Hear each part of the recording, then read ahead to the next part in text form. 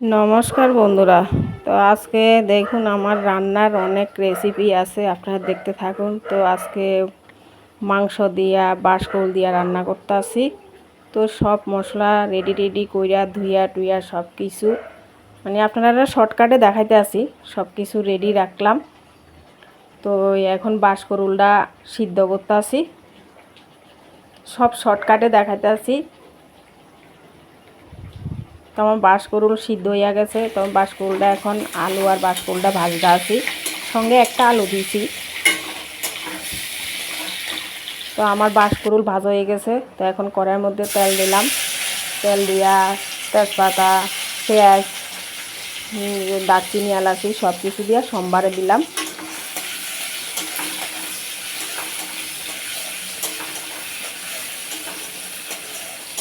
দিয়ে এখন মোটামুটি ভাজ হইয়া গেছে। তো আমি যে মাংসটা মাইখা রেডি করে রাখছি, এই মাংসটা এখন দিয়া দিতে আসি।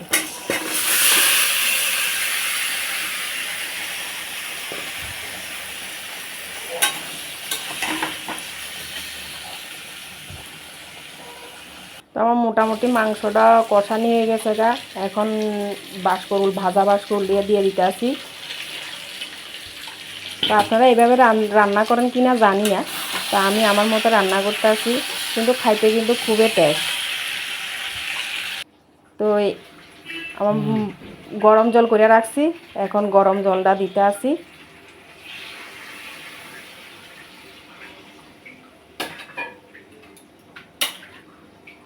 একটু নাইড়া সাইড়া দিতে আসি গরম গরম জল দিয়া।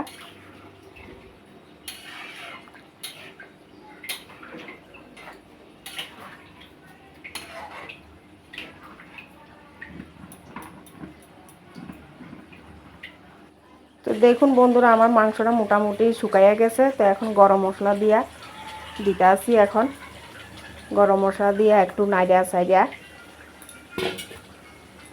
একটু নাড়া চাড়া দিমু। তো দেখেন আমার মাংসটা মোটামুটি কষানি শুকনা হয়ে গেছে। তো দেখেন আমার অলরেডি বাঁশকৌল দিয়া মাংস হইয়া গেছে গা।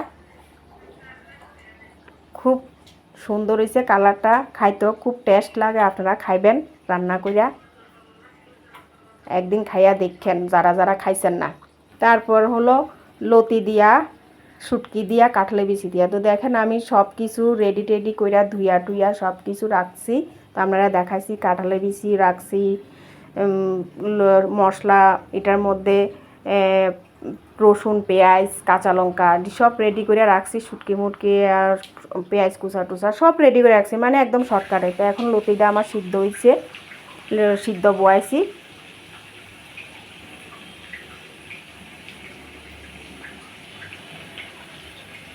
তো মোটামুটি সিদ্ধ হয়ে গেছে। এখন আমি কড়াইয়ের মধ্যে তেল দিলাম।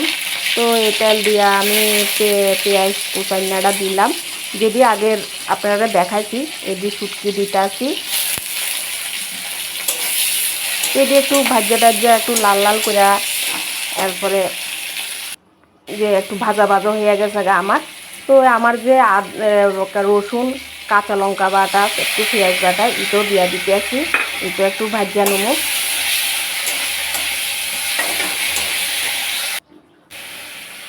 তো আমার যে সিদ্ধ করা লতি ইদও দিয়া দিতে আসি সঙ্গে, আপনারা দেখতে থাকুন। আর সিদ্ধ করা কাঁঠালে বিচি ইদর সঙ্গে দিয়া দিতে আসি, সব একসাথে।